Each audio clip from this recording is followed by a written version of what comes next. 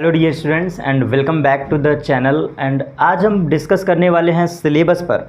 सबसे पहले 2023 और 24 सेशन के लिए जो यूपी बोर्ड इंग्लिश मीडियम के छात्र हैं उनके लिए स्पेशली ये हमारा गूगल केमिस्ट्री का प्लेटफॉर्म। सबसे पहले मैं ये आपको प्रोवाइड करूँगा कि यार पढ़ना क्या है, फिज़िक्स में क्या पढ़ना है, अकॉर्डिंग टू सिलेबस कैसे कैसे टॉपिक रीड करना है। ऑलरेडी एप्लीकेशन में आपको कुछ कंटेंट मिल रहे हैं, प्रोवाइड हो रहे हैं। तो आज हम मेनली डिस्कस करने वाले हैं क्योंकि सबसे ज़्यादा प्रॉब्लम होती है बच्चा सिलेबस को लेकर परेशान रहता है, सिलेबस का डिस्कशन उसको क्लियर नहीं पता होता है कि क्या पढ़ना है और क्या नहीं पढ़ना है। आज के क्लासेस में हम मेनली यही डिस्कस करेंगे, थोड़ा सा कम शब्दों में एक रफली थीम बताते हुए आपको चीज़ें कोरिलेट करते चलेंगे कि सिलेबस के अकॉर्डिंग क्या क्या चीज़ें पढ़ना है।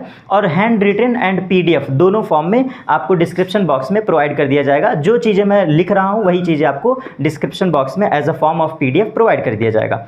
तो स्टार्ट करते हैं मेरे प्यारे बच्चों आज के अपने टॉपिक को, जो कि सिलेबस का डिस्कशन है। Mainly UP board English medium के स्टूडेंट्स जो कि 2023 एंड 2024 में अपना इंटरमीडिएट का बोर्ड एग्जाम देंगे, उनके लिए जो फिजिक्स का लेटेस्ट सिलेबस है यूपी एमएसपी के ऑफिशियल वेबसाइट से ये लिया गया है। तो स्टार्ट करते हैं। सबसे पहले अगर हम बात करें इलेक्ट्रोस्टैटिक पोर्शन से स्टार्ट करेंगे, क्योंकि जैसे आप एनसीईआरटी को टच करते हैं तो सबसे पहला chapter according to electrostatic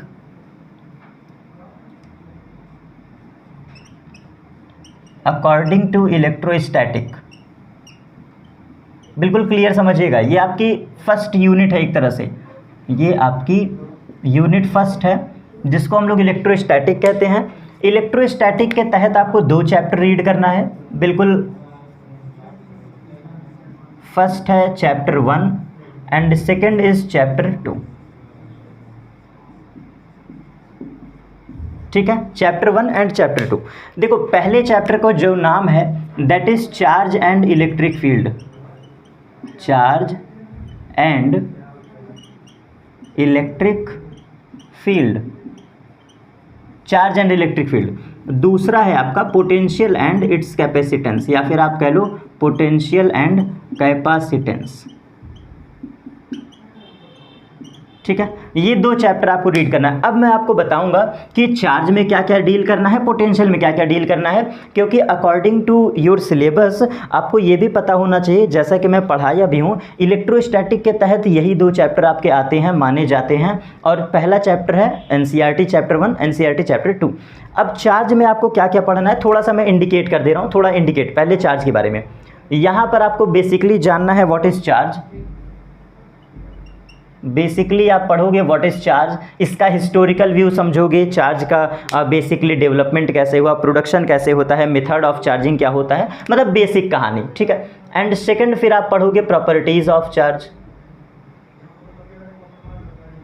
second आप डील करोगे प्रॉपर्टीज ऑफ चार्ज। और प्रॉपर्टीज ऑफ चार्ज में कौन सा, conservation of charge, additivity of charge as well as quantisation of charge, इसके बारे में डिस्कशन करोगे। एंड फाइनली फिर इससे थोड़ा सा हम आगे चलेंगे तो यहाँ पर छोटा सा टॉपिक कंडक्टर एंड इंसुलेटर। वैसे तो ये करंट एंड इलेक्ट्रिसिटी का पार्ट है, लेकिन हम बेसिकली यहीं पर डील कर लेंगे what is conductor and what is insulator. ठीक, as well as just after हम लोग बात करेंगे फोर्स के बारे में, जिसको हम लोग कूलॉम्स लॉ भी कहते हैं, this is electrostatic force. Actual में इसी को हम लोग नाम देते हैं इलेक्ट्रोस्टैटिक फोर्स। जैसे आपसे कहा जाता है ना फोर्स ऑफ इलेक्ट्रिक, तो इसी को हम लोग कहते हैं फोर्स ऑफ इलेक्ट्रिक, यही वो टॉपिक है। कूलॉम्स लॉ को ही हम लोग कहते हैं फोर्स ऑफ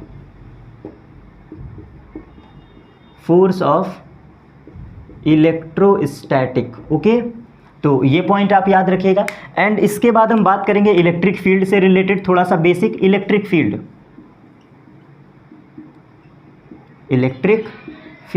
और इलेक्ट्रिक फील्ड में क्या क्या पढ़ना है जरा ध्यान से सुनिएगा, बहुत बारीकी से।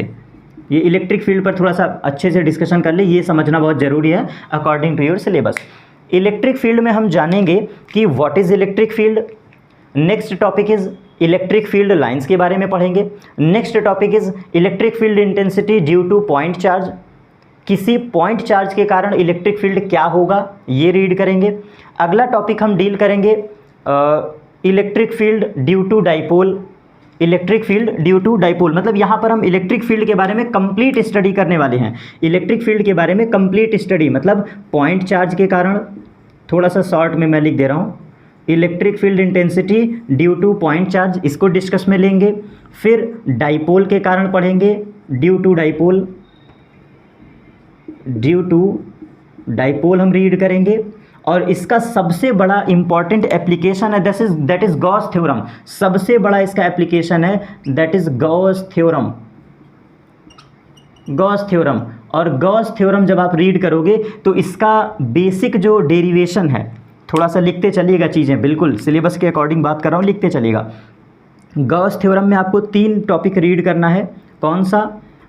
Electric field intensity due to wire, due to wire, ठीक है। Electric field intensity due to plane sheet, due to plane sheet, यही आपको टॉपिक रीड करना है। Electric field intensity due to conducting wire and electric field intensity due to plane, due to plane या due to plate. ये 2 topic आपको Gauss theorem में पढ़ना है और इतने से आपका गॉस थ्योरम समाप्त हो जाएगा। और लास्ट टॉपिक थोड़ा सा मैं डिस्कस कर लूँ, इसी पर है, that is electric flux. Electric flux का कॉन्सेप्ट आपको पूरा पढ़ना होगा। इलेक्ट्रिक फ्लक्स के बारे में आपको पूरी कहानी डील करना है। इलेक्ट्रिक फ्लक्स ये मेजर टॉपिक है जो आपको जरूर पढ़ना है और ज़्यादातर 95% ऑफ केसेस यहीं से क्वेश्चन आपके बन जाते हैं। कुछ और पॉइंट्स आपको बता देता हूँ, that is superposition of charges, multiple force due to multiple charges, ये भी हो सकता है। टॉपिक को सुनते चलेगा, ये बहुत छोटे छोटे टॉपिक हैं। मतलब सुपर पोजिशन ऑफ चार्जेस जरूर आता है। दूसरा है आपका force due to multiple charges. Multiple charges का मतलब होता है जब आपके किसी सिस्टम में 2 या 2 से अधिक चार्ज हो, मतलब कि कॉम्बिनेशन ऑफ चार्ज हो, मल्टीपल चार्ज हो, जैसे कि स्क्वायर हो गया, रेक्टेंगुलर हो गया, कोई अनदर बॉडी हो गया। तो ओवरऑल कहने का सेंस ये है कि अगर किसी सिस्टम में, अगर किसी न्यूमेरिकल में 2 या 2 से अधिक चार्ज दिए हों, 2 और more than charge are given, then how to define electric force, तो वो टॉपिक भी हमें यहाँ पे रीड करना है, जिसको हम लोग बेसिकली कहते हैं superposition of charges and force due to multiple charges. ठीक, इतना कॉन्सेप्ट आप पढ़ लोगे तो अप्रॉक्सीमेट आपका क्या हो जाएगा, ये टॉपिक लगभग कवर हो जाएगा। लगभग आपका इलेक्ट्रिक फील्ड से रिलेटेड सारा पॉइंट क्लियर। अब आते हैं इस दूसरे चैप्टर पर, पोटेंशियल एंड कैपेसिटेंस पर। यहाँ पर सफिशिएंट है, ठीक है। कुछ छोटी छोटी चीज़ें अगर छूट जाएंगी तो मैं इसको अभी कोरिलेट कर लूँगा सारा। फाइनली हम लोग इसी पहले चैप्टर में, इस पहले चैप्टर भी इसी की बात कर रहा हूँ अभी। थोड़ा सा एक टॉपिक और रिकॉल आ गया, ये चार्ज एंड इलेक्ट्रिक फील्ड में आपको मोमेंट ऑफ फोर्स के बारे में पढ़ना है। मतलब moment of force, moment of force due to dipole, ठीक, ये भी पॉइंट आप याद रखिएगा। Moment of force due to dipole ये पढ़ना है। Potential energy due to dipole, ये मैंने पढ़ाया है। Potential energy due to dipole, ये इतना मेजर टॉपिक आप कवर कर लीजिएगा। ये पहले चैप्टर का है, जितना देखो एकदम ज़बरदस्त वे में लिखा हुआ है। इरेज कर रहा हूँ, अब चल रहा हूँ दूसरे टॉपिक पर। हम चल रहे हैं पोटेंशियल पर।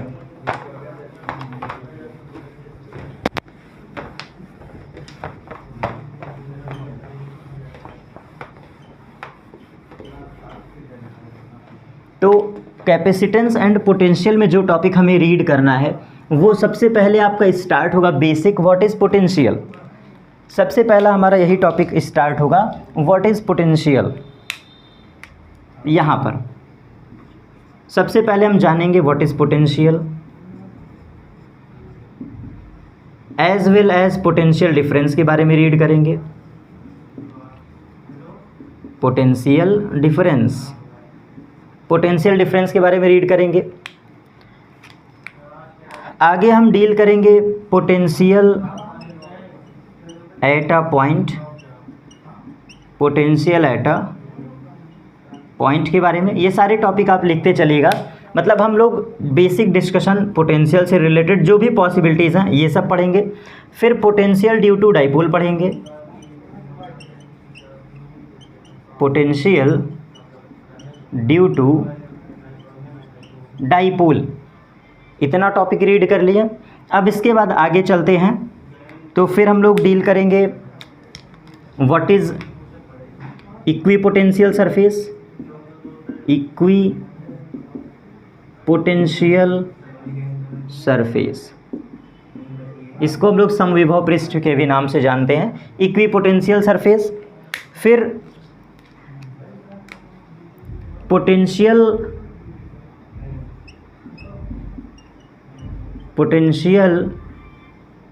in terms of linear integral, ये डेरिवेशन है, सबसे खतरनाक डेरिवेशन है इंटर का, potential in terms of linear integral. इसको हम लोग कहते हैं v बराबर integral of E dot D R. ये फॉर्मूला आपके किताब में लिखा होगा, याद कर लो, सबसे खतरनाक डेरिवेशन है ये, और कंपलसरी रीड करके जाना भाई इस चीज़ को। मतलब ये तो मैं एकदम, जैसे कुछ पॉइंट ऐसे हैं जो मैं बोल दे रहा हूँ, ये तो ज़रूर रीड करके जाना। ई डॉट डी आर ज़्यादातर ये आता है, सवाल इसके बड़े खतरनाक बनते हैं। तो ये टॉपिक हमने रीड किया। अब इसके बाद आगे चलते हैं। इसके बाद अगर हम आगे डील करेंगे तो सबसे पहले हम जानेंगे व्हाट इज़ कैपेसिटेंस, फिर कैपेसिटेंस पढ़ने के बाद capacitance due to spherical shell, capacitance due to spherical shell, ठीक है, potential due to spherical shell, और सॉरी पोटेंशियल कह रहा हूँ, कैपेसिटेंस है ये सब कैपेसिटेंस की बात कर रहा हूँ। पोटेंशियल बस इतना ही है, पोटेंशियल में आपको इतना ही पढ़ना है, और पोटेंशियल एनर्जी भी एज वेल एज यहाँ पर ऐड कर दे रहा हूँ, पोटेंशियल एनर्जी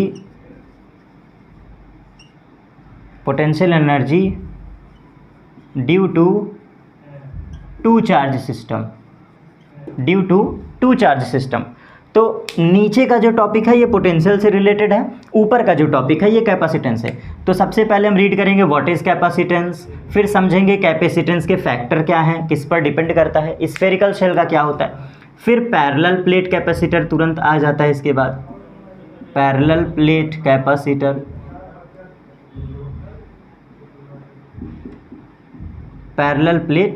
कैपेसिटर, एंड फिर हम लोग इसके बारे में सीरीज़ ऑर्डर, पैरेलल ऑर्डर, ये सब रीड करेंगे। बहुत ध्यान समझिएगा। पैरेलल प्लेट कैपेसिटर में ये बेसिक टॉपिक हो गया। फिर हम समझेंगे कॉम्बिनेशन ऑफ कैपेसिटर जिसमें होता है सीरीज़ ऑर्डर, पैरेलल ऑर्डर। आगे फिर इसके बाद डील करेंगे कि capacitance due to parallel plate in which thickness of t dielectric is placed. मतलब इसका जो एक अलग लेवल का डेरिवेशन है वो ये है, कैपेसिटेंस, ये डेरिवेशन है capacitance due to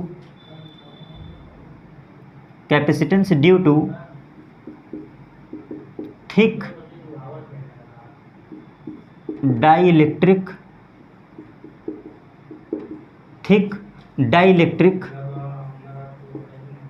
constant.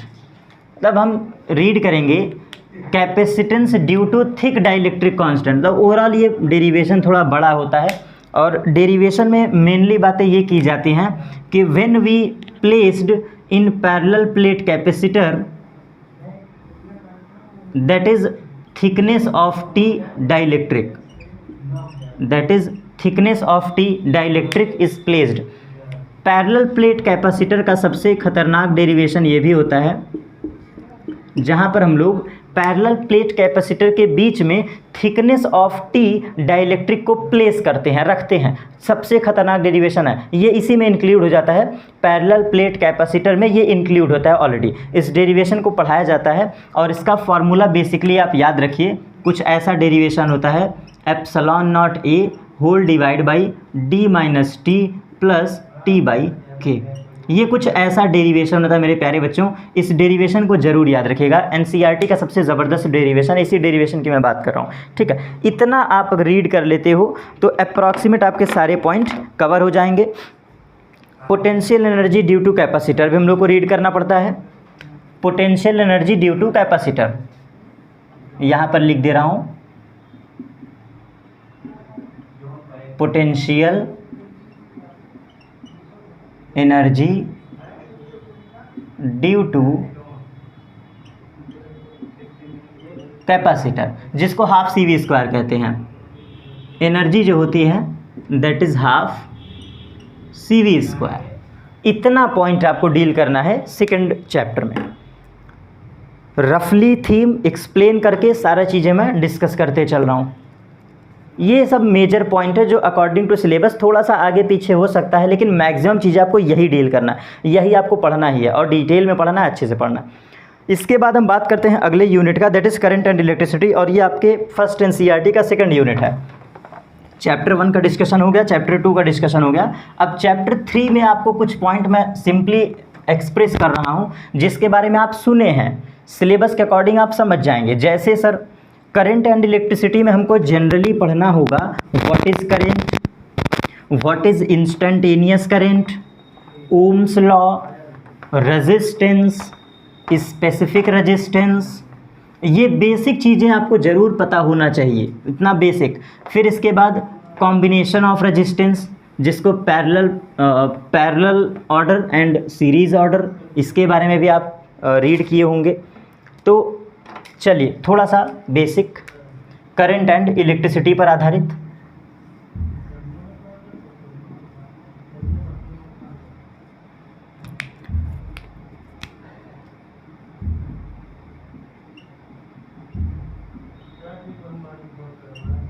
Current and electricity, तो करंट एंड इलेक्ट्रिसिटी का टॉपिक अगर हम डील करें तो बहुत बारीकी से चीज़ों को समझते चलिएगा कि करंट एंड इलेक्ट्रिसिटी में आपको मेजर टॉपिक तो 100% रीड करना है। What is current, what is instantaneous current, resistance, specific resistance, factors which affect resistance या factors which depends on resistance, फिर combination of resistance, series order, parallel order, ठीक, current हो गया, ड्रिफ्ट वेलोसिटी का concept हो गया, ड्रिफ्ट वेलोसिटी हो गया, and derivation of Ohm's law, ये मैंने ऐसे ही लिखवाया है, एप्लीकेशन में वीडियो प्रोवाइड है। Derivation of Ohm's law, specially मैंने इस लॉ को करवाया है, डेरिवेशन ऑफ ओम्स लॉ, इसके बारे में आपको रीड करना है। मोबिलिटी के बारे में पढ़ना है, mobility, what is mobility, what is mobility, combination of resistance, combination of resistance, combination of resistance and combination of cell आपको पढ़ना है,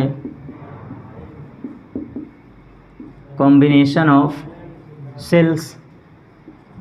और दोनों केस में रेजिस्टेंस वाला भी पढ़ना पड़ता है, पैरेलल और सीरीज़, और सेल में भी पढ़ना पड़ता है parallel and series. Drift velocity का ड्रिफ्ट वेलोसिटी का कॉन्सेप्ट मैंने बता ही दिया। और अगर हम और इसमें कुछ बेसिक चीज़ें ऐड करें तो थोड़ा सा करंट डेंसिटी ज़रूर रीड कर लीजिएगा, ये सिलेबस में है नहीं मगर ज़रूर रीड कर लीजिएगा, कभी कभी इस पर आगे क्वेश्चन पूछ ले जाते हैं करंट डेंसिटी पर, तो इसको मैं थोड़ा स्टार बना दे रहा हूँ। ये बहुत कम बच्चे रीड करते हैं इस टॉपिक को, मतलब स्किप कर दिया जाता है, लेकिन मैं स्टार बना दे रहा हूँ इसलिए याद रखिएगा। ये करंट डेंसिटी का कॉन्सेप्ट थोड़ा सा अच्छा है, रिलेशन पूछ लेता है।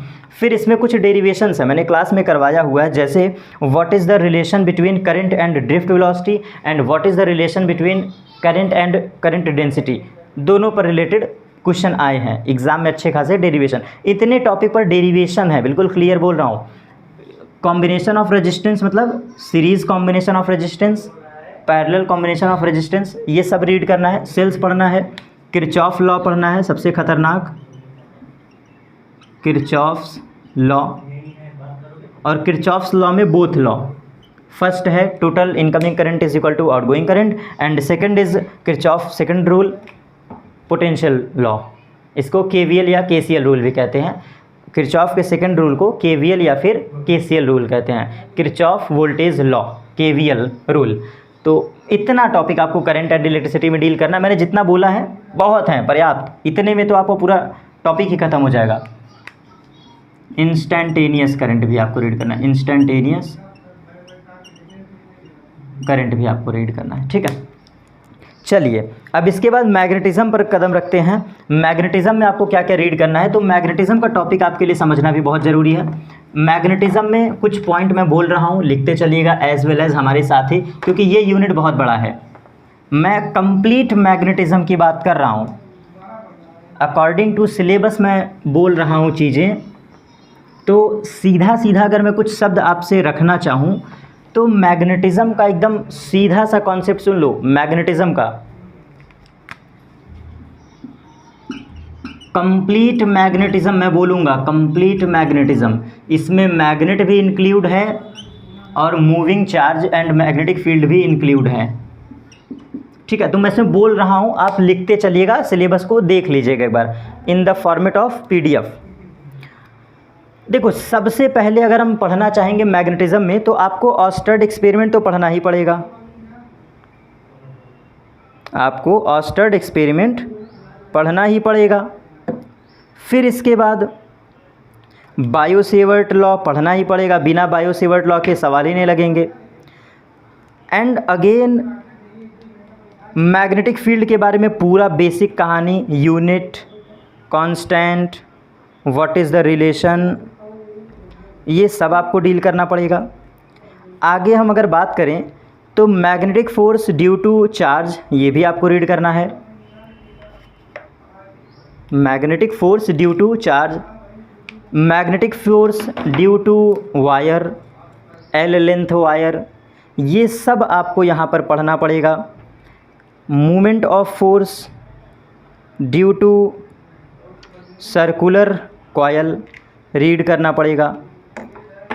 Magnetic dipole due to coil. आइए अब कुछ अच्छे पॉइंट्स को लिखते हैं, कुछ अच्छे पॉइंट्स को थोड़ा लिखते हैं। देखो भैया, ऑस्टर्ड एक्सपेरिमेंट के बिना तो काम ही नहीं चलेगा। ऑस्टर्ड एक्सपेरिमेंट, दूसरा बायो-सेवर्ट लॉ,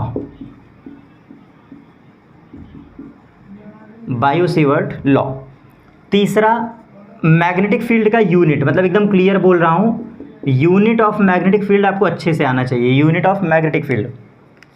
इसके बाद force in uniform magnetic field, लिख दे रहा हूँ, टॉपिक मैंने पढ़ाया है, सारी चीज़ें आपको एप्लीकेशन में पढ़े हुए हैं content. Force in uniform magnetic field, कौन सा sir formula, due to charge, QVB sine theta, force is equal to QVB sine theta, जरूर रीड करना। F is equal to IBL sine theta, जरूर रीड करना। ड्यू टू वायर, नीचे वाले को कहते हैं फोर्स ड्यू टू वायर, ऊपर वाले को कहते हैं force due to point charge या force due to charge, moving charge, ठीक है। फोर्स का कंटेंट रीड करना है। फिर मूवमेंट ऑफ फोर्स के बारे में आपको पढ़ना है। Movement of force due to coil in uniform magnetic field, in uniform magnetic field. Sir ये कौन सा डेरिवेशन है, ओवरऑल मूवमेंट ऑफ फोर्स की बात कर रहा हूं मैं, ओवरऑल मूवमेंट ऑफ फोर्स, इसका डेरिवेशन होता है torque is equal to NIAB sine theta. देखेंगे आपको समझ में आ जाएगा, tau is equal to NIAB sine theta, जरूर रीड करना 100%। Fleming left hand rule, basically Fleming left hand rule, Fleming right hand rule, ये सब आगे आएगा, ठीक है। इसके बाद right hand palm rule, right hand palm rule, right hand palm rule, ये सब आपको डील करना है। मैक्सवेल स्क्रू रूल, जितने छोटे छोटे कंटेंट हैं ये तो जरूर पढ़ लीजिएगा, हैं सारे फॉर्मेट काम के हैं। इसके बाद मैग्नेटिक फील्ड इंटेंसिटी, अब जो टॉपिक बोलने जा रहा हूँ ये 100% इंपॉर्टेंट है।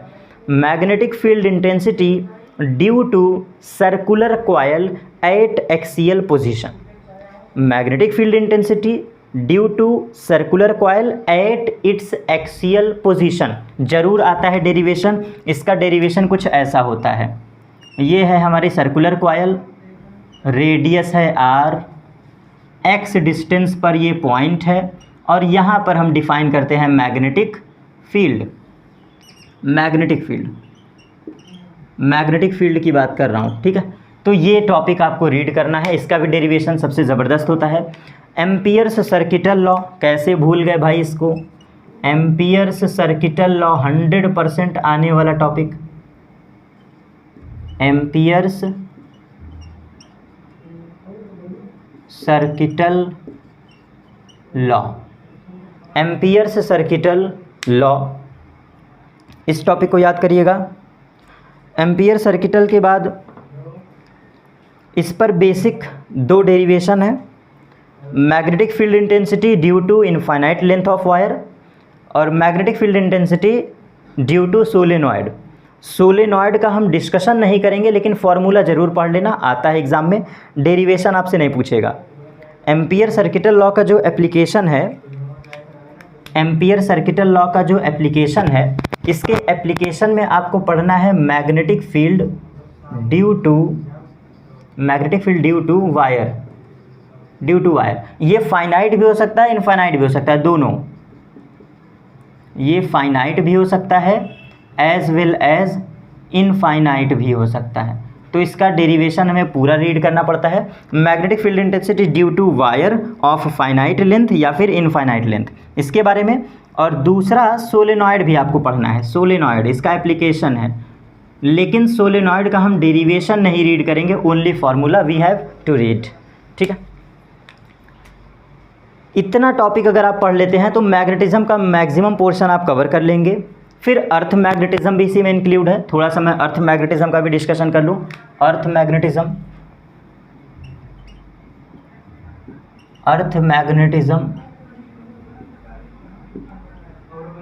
देखो अर्थ मैग्नेटिज्म में क्या क्या पढ़ना है आपको,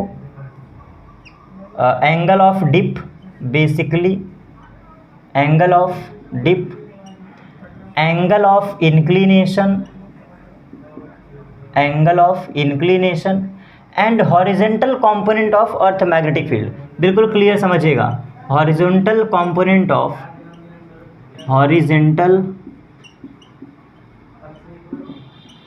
ऑफ अर्थ मैग्नेटिक फील्ड।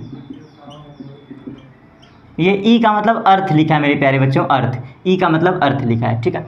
तो horizontal component of earth magnetic field. इसके बाद हम बेसिकली समझेंगे what is geographical axis, what is magnetic meridian, what is geographical equator, what is geographical pole.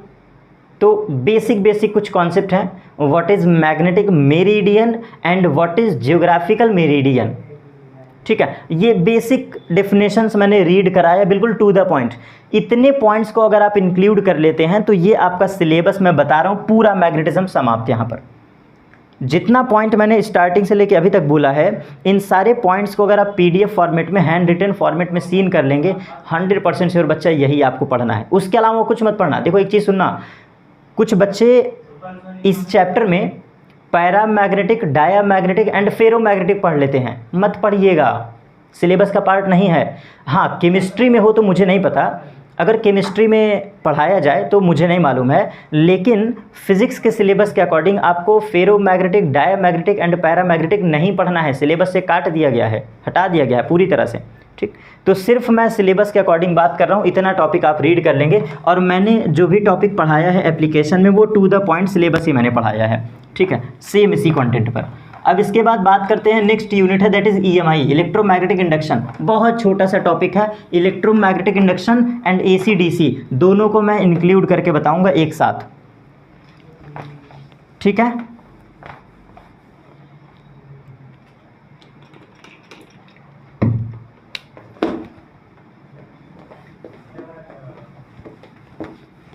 तो ओवरऑल अब जो डिस्कस करने जा रहा हूं दैट इज इलेक्ट्रोमैग्नेटिक इंडक्शन।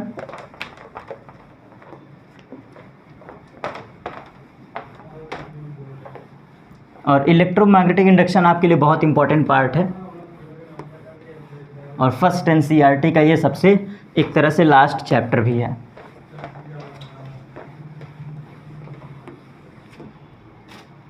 चलिए इलेक्ट्रोमैग्नेटिक इंडक्शन के बारे में थोड़ा सा रीड करते हैं।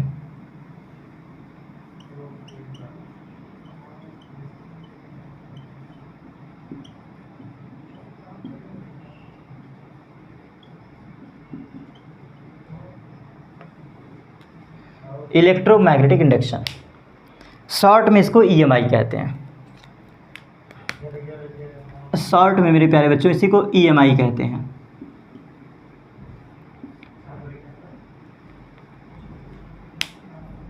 EMI में आपको सबसे पहले जानना होगा मैग्नेटिक फ्लक्स के बारे में कंप्लीट कॉन्सेप्ट, क्योंकि बिना मैग्नेटिक फ्लक्स अगर आप यहाँ पे अच्छे से नहीं समझोगे तो आपको ये चैप्टर समझ में आने वाला नहीं है। तो सबसे पहले हम यहाँ पर स्टार्ट ही ये चैप्टर करते हैं मैग्नेटिक फ्लक्स से। जैसे इलेक्ट्रिक फ्लक्स होता था वैसे मैग्नेटिक फ्लक्स, और जिस बच्चे को मैग्नेटिक फ्लक्स समझ में आ गया दैट इज़ फाई बराबर BA cos theta, BA cos theta. जिस बच्चे ने डीप वे में इसका कॉन्सेप्ट समझ लिया उसको फ्लक्स में कभी समस्या हो नहीं सकती है।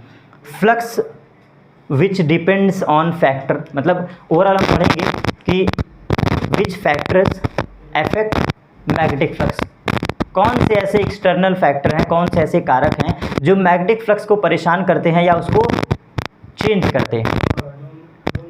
और मैग्नेटिक फ्लक्स से ही सीधा सीधा डिपेंडेंट है आपका इलेक्ट्रोमैग्नेटिक इंडक्शन। तो इलेक्ट्रोमैग्नेटिक इंडक्शन सिर्फ उन्हीं बच्चों को समझ में आएगा जिनको फ्लक्स आती हो अच्छे से। And just after this Faraday's law, इसके तुरंत बाद हम लोग पढ़ते हैं फैराडेज लॉ। इसमें और कुछ है ही नहीं, फैराडेज लॉ। फिर हम लोग बेसिक कंटेंट पर कुछ न्यूमेरिकल डिस्कशन करते हैं। थियरी इतनी ही है इसमें न्यूमेरिकल डिस्कशन आपका होगा फाइंड द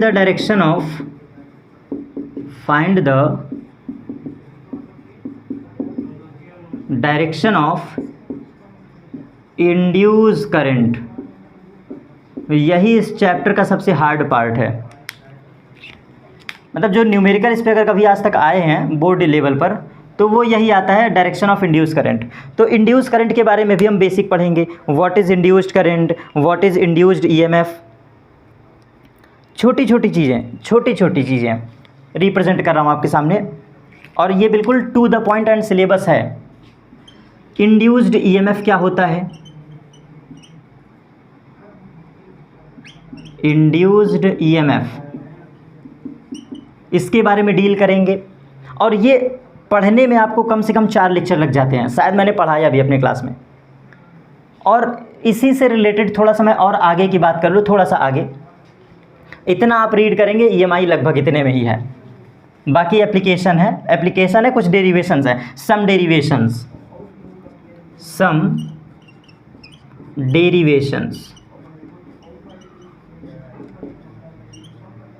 और एक ही है जिसको मैं कह रहा हूँ सम डेरिवेशंस। इसमें ओनली वन डेरिवेशन,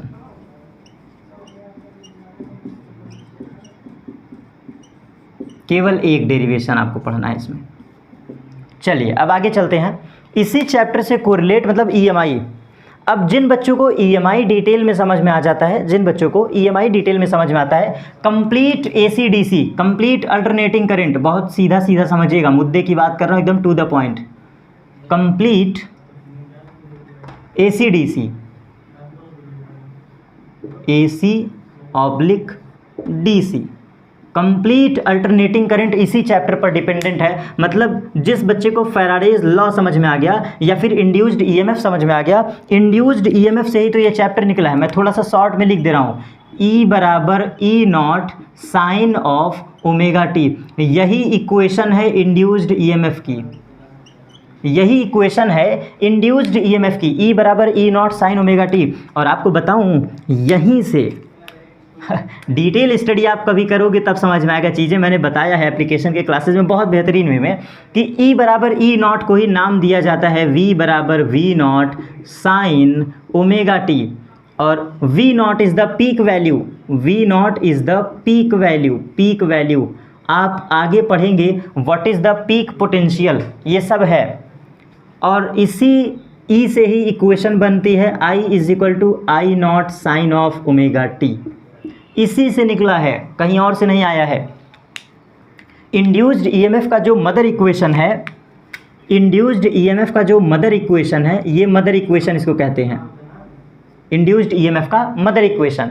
तो मदर इक्वेशन जो E बराबर ई नॉट साइन ओमेगा टी है, यहीं से फंक्शन निकले हैं V बराबर V not sine omega T, I बराबर I not sine omega T, और यहीं पर हम बेसिकली डिस्कशन करते हैं RMS वैल्यू पर, RMS वैल्यू। फिर उसके बाद स्क्वायर रूट ऑफ RMS, ये सारा चीज़ यहाँ पर डिटेल वे में पढ़ेंगे।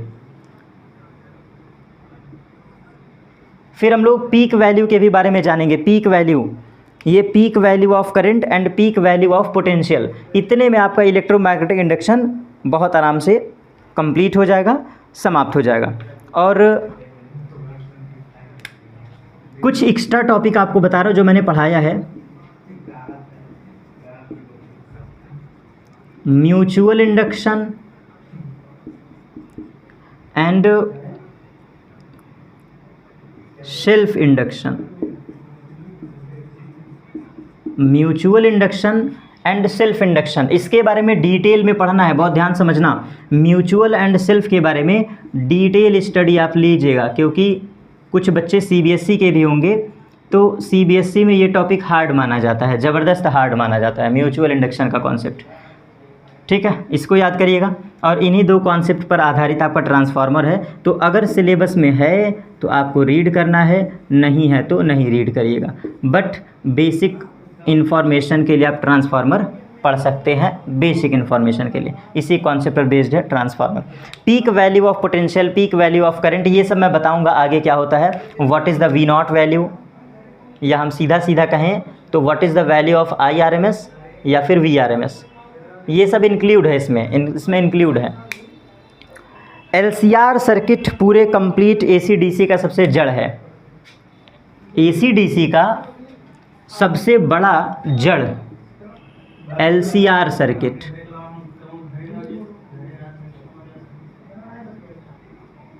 ये सर्किट आप पढ़ लीजिएगा, यही आता है आपके एग्ज़ाम में। सिर्फ और सिर्फ ओनली वन सर्किट। हम लोग अपने समय में, मतलब मैं अपने टाइम पीरियड की बात करूं तो हमारे टाइम में फ़िज़िक्स की 2 बुक हमने रीड किया है, वॉल्यूम 1 एंड वॉल्यूम 2। अब तो आप लोग NCERT सिर्फ 1 साल की पढ़ते हो। हम लोग अपने इंटर में क्लास 11 की भी फ़िज़िक्स पढ़ते थे और क्लास 12 की भी फ़िज़िक्स पढ़ते थे, दोनों 50-50 नंबर के आते थे। और उस समय AC/DC में 7 सर्किट हुआ करते थे, आपको रियल किताबों में दिया है। 7 सर्किट्स हम लोग डील करते थे AC/DC में, लेकिन अब आप लोगों के लिए क्या कर दिया है, 7 सर्किट में से 6 सर्किट को पूरा हटा दिया है। सिर्फ और सिर्फ इंडिविजुअल एक LCR सर्किट पढ़ना है। और LCR सर्किट इतनी आसान सर्किट है कि क्या बताऊं। LCR सर्किट बहुत आसान सर्किट है, तो इसके बारे में भी हम लोग डील करेंगे। इस एक सर्किट का डिटेल स्टडी करेंगे। LCR सर्किट में जो दिया है वो डिटेल दिया है, ठीक है, डिटेल दिया हुआ है। और यहाँ पे आपका टॉपिक बेसिकली समाप्त होता है, यहाँ पर आपका बेसिकली टॉपिक समाप्त होता है। और इलेक्ट्रोमैग्नेटिक वेव, एक चैप्टर है आपका इलेक्ट्रोमैग्नेटिक वेव, एक चैप्टर है आपका इलेक्ट्रोमैग्नेटिक वेव। तो इलेक्ट्रोमैग्नेटिक वेव तो सबसे आसान टॉपिक है, बहुत छोटा टॉपिक है। इसमें आप पता है कुछ मत रीड करिएगा, सिर्फ और सिर्फ डेफिनेशन रीड कर लेना बस, और कुछ नहीं। इलेक्ट्रोमैग्नेटिक वेव में सिर्फ और सिर्फ आप इसका डेफिनेशन रीड कर लेना, सफिशिएंट है। थोड़ा सा आगे कदम रखते हैं, क्योंकि इलेक्ट्रोमैग्नेटिक वेव का जो टॉपिक है इलेक्ट्रोमैग्नेटिक वेव, इसमें क्या क्या पढ़ना है मैं हैंड रिटेन फॉर्म में आपको प्रोवाइड कर दूंगा, वो ज़्यादा देख करके आप समझ जाओगे। एकदम पूरा टॉपिक है, मतलब 2 से 3 पन्ने का पूरा चैप्टर ही है जो अब आपको रीड करना है। उसमें कुछ खास है नहीं, डेफिनेशन बस आपको रीड करना है, कहाँ से आई है, मैक्सवेल इक्वेशन गिवन की है इस पूरे चैप्टर को। मैक्सवेल इक्वेशन से ही तो निकला है ना ये आपका इलेक्ट्रोमैग्नेटिक वेव। तो बस यही पूछता है। और कभी अगर एग्ज़ाम में आया होगा तो basic properties of electromagnetic wave, और कुछ नहीं पूछा है, कुछ भी आज तक नहीं पूछा है। स्पष्ट और क्लियरली सुन लीजिए, समझ लीजिए। इलेक्ट्रोमैग्नेटिक वेव में सिर्फ डेफिनेशन पढ़ना, what is electromagnetic wave, only definition. और इसके बाद सिर्फ और सिर्फ प्रॉपर्टीज़ ऑफ इलेक्ट्रोमैग्नेटिक वेव पढ़ना, और कुछ मत रीड करना। यही आपके सिलेबस में लिखा हुआ है साफ साफ। अब बात करते हैं वॉल्यूम सेकंड में। वॉल्यूम सेकंड में NCERT part of volume 2, physics की NCERT वॉल्यूम 2।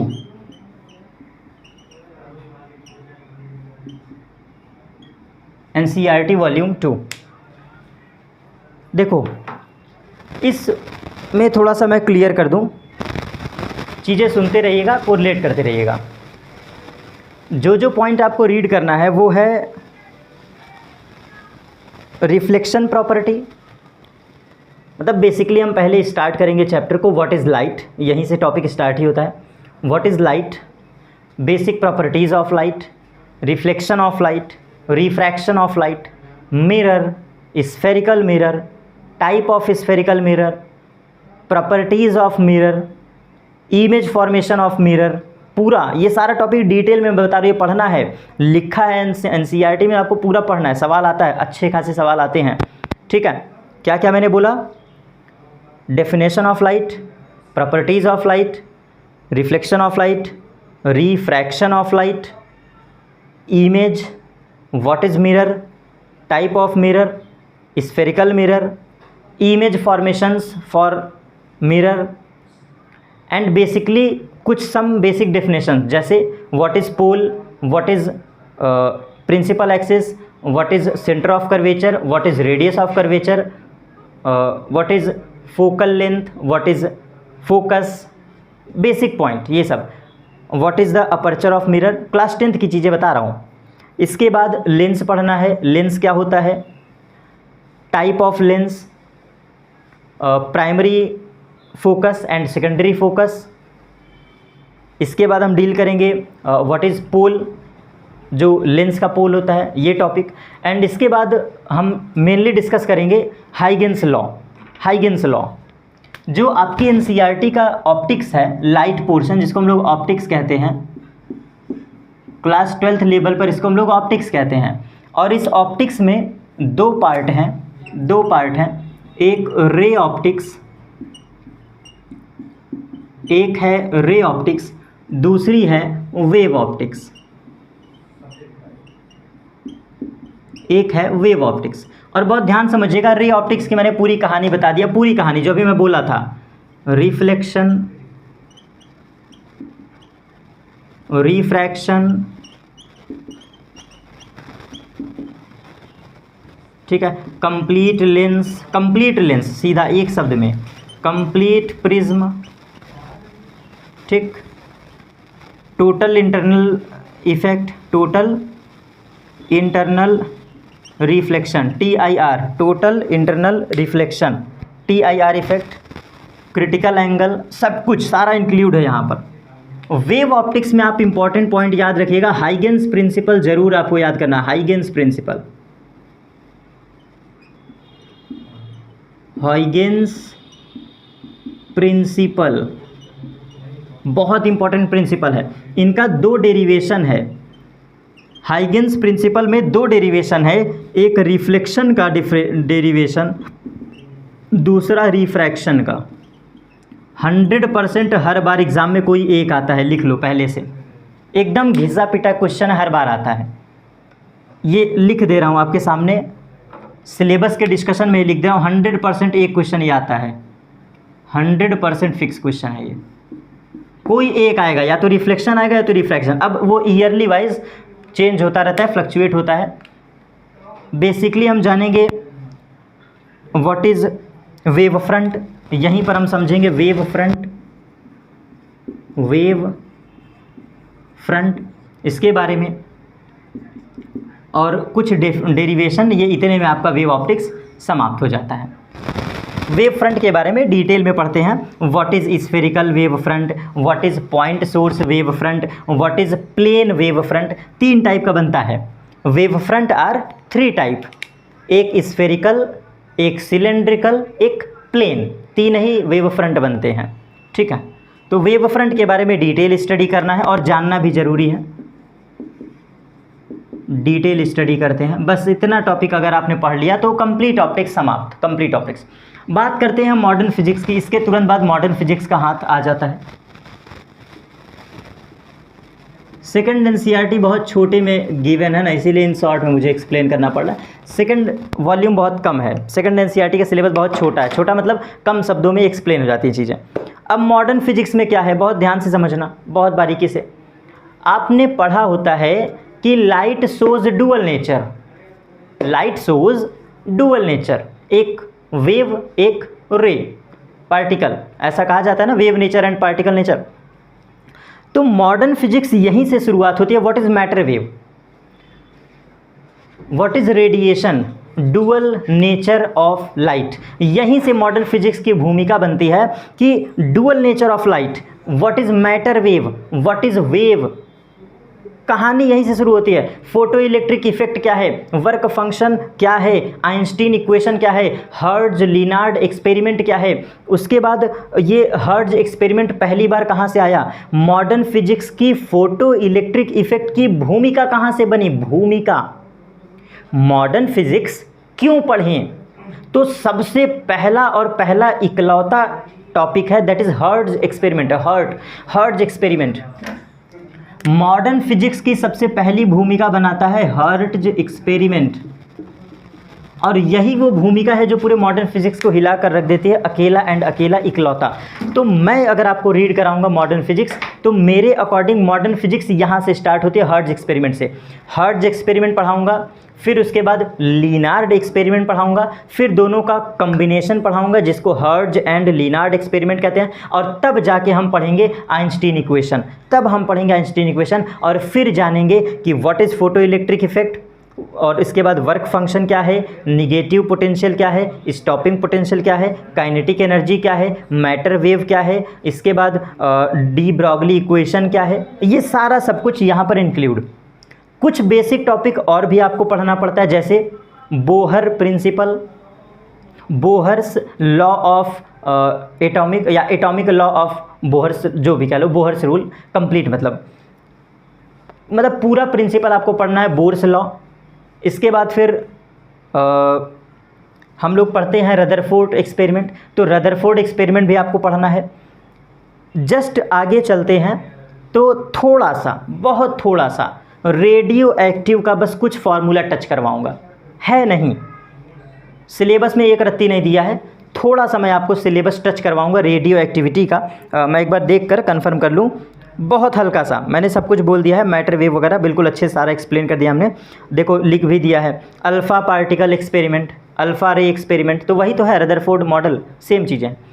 हल्का सा आपको रेडियो एक्टिव पढ़ाऊँगा और थोड़ा सा एक्सरे, मतलब जो मेरी 2 या 3 क्लासेस होंगी मॉडर्न फिजिक्स में, एक तो फोटो इलेक्ट्रिक इफेक्ट हो गया, ये तो पूरा चैप्टर ही है मान लो, स्टार्टिंग यहीं से करेंगे, और जो मैं बोल चुका हूँ photo electric effect.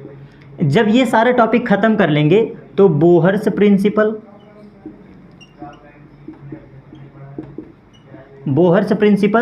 And Rutherford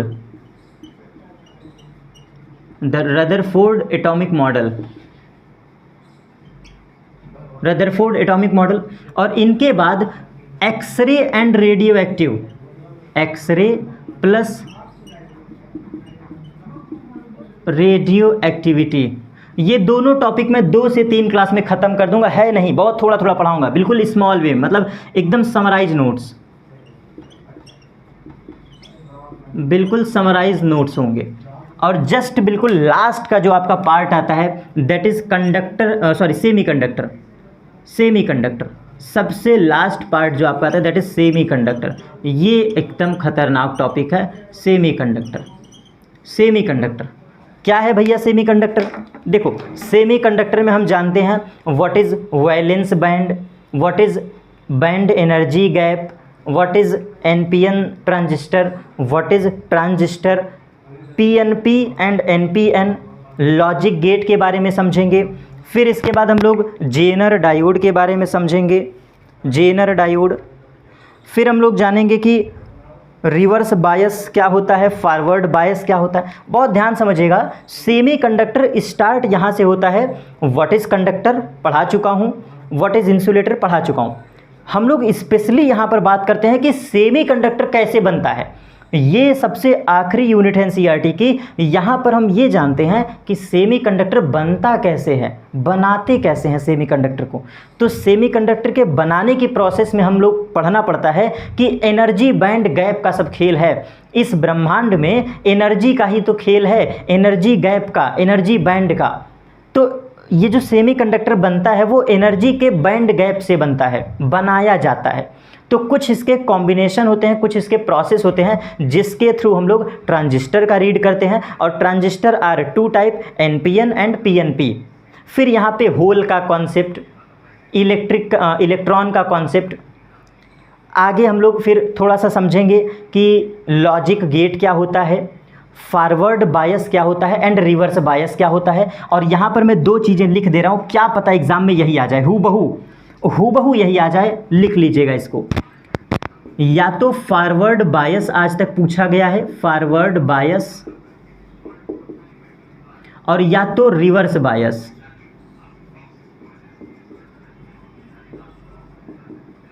and third is LED, structure of LED, ज़्यादातर यही पूछा जाता है। मतलब overall complete concept, complete principle of LED, LED किस कॉन्सेप्ट पर वर्क करता है, पूरा डिटेल स्टडी पूछता है। एक्चुअल में यहाँ पे पीएनपी एनपीएन का भी कॉन्सेप्ट लग जाता है। तो एलईडी का स्ट्रक्चर ये है। सेमीकंडक्टर में सिर्फ तुम इतना रीड कर लो कि तुम्हारा पूरा फिजिक्स समाप्त। लॉजिक गेट के बारे में जब पढ़ाऊंगा तो बताऊंगा कि लॉजिक गेट में हमको पूरा पढ़ना है। बूलियन एक्सप्रेशन क्या होता है, उसका काम क्या है, कुछ एडिशन करते हैं, कुछ मल्टीप्लिकेशन करते हैं, कुछ रिवर्स कर देते हैं, कुछ लाइट को रोक देते हैं, ऐसा कुछ प्रोसेस है। तो इतनी चीज़ें सेमीकंडक्टर में आपको पढ़ना है।